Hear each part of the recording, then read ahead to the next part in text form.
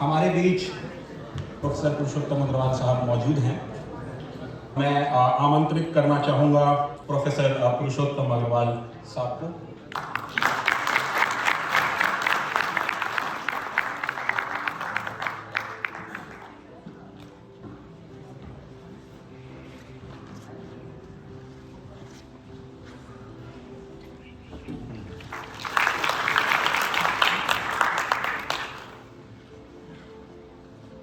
मेरा यहाँ आने का कारण, जब सौरभ भाई ने मुझे फ़ोन किया तो मेरा यहाँ आने का कारण आप गुरुओं का सानिध्य भी ज़रूर रहा प्रोफेसर पुरुषोत्तम अग्रवाल साहब। लेकिन एक बहुत ज़रूरी इस लिहाज से भी रहा कि कल जब 5 साल 10 साल 20 साल बाद अगर मेरे बच्चे मुझसे पूछेंगे कि इतिहास के इस दौर में कि जब इतिहास की जगह कहानियाँ और ये जो मन घड़ंत किंवदंतियों का फहाश नाच चल रहा था तो आप कहाँ थे, तो ये मौजूदगी अपने आप को इस जिंदा इतिहास में दर्ज कराने के लिए है कि माजी और आने वाले कल में इंसानियत और सच्चे दस्तावेजों के जो ये जगमगाते हुए नगीने हमारे सामने हैं, मैंने उनको अपनी आंखों से देखा है।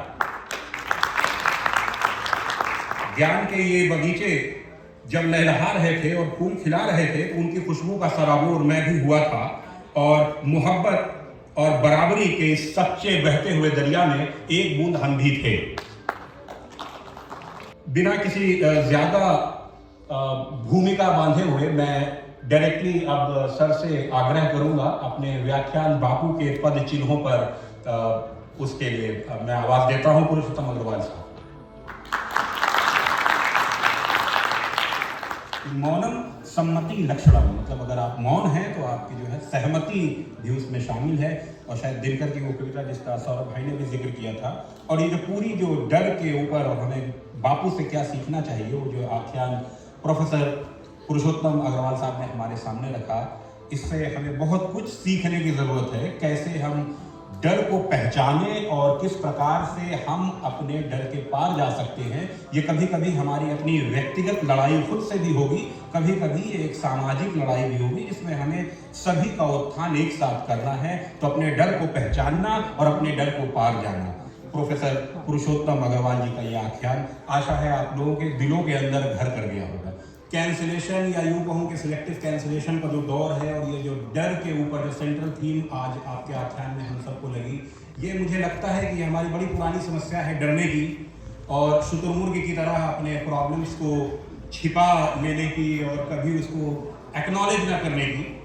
तो मैं 2-4 लाइनें बस इसके ऊपर एक जो मैंने लिखने की कोशिश की थी, इस डर और इस शुतुरमुर्ग जो हमारी अप्रोच है इन चीज़ों के लिए, तो वो आपके सामने है कि सुनाई नहीं देता ये चीत्कार मुझे बिल्कुल सुनाई नहीं देती ये घुट-घुट के आती हुई सिसकियाँ, ये कुचली हुई हसरतों का दर्द, ये उजड़ती हुई जिंदगियों की पुकार, सुनाई नहीं देता ये चीत्कार मुझे बिल्कुल सुनाई नहीं देता।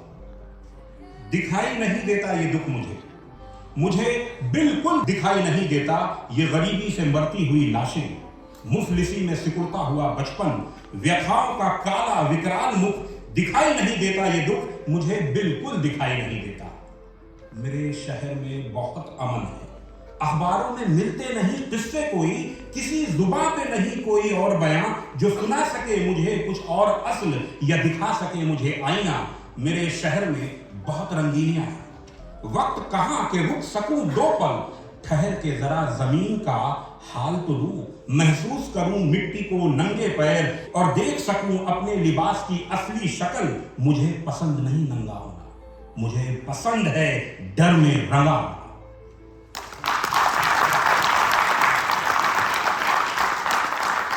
मैं दावत देना चाहूंगा राजेंद्र कुमार यादव को आपको बुके भेंट करने के लिए।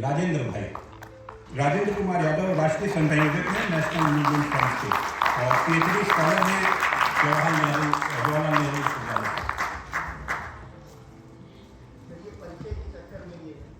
हाँ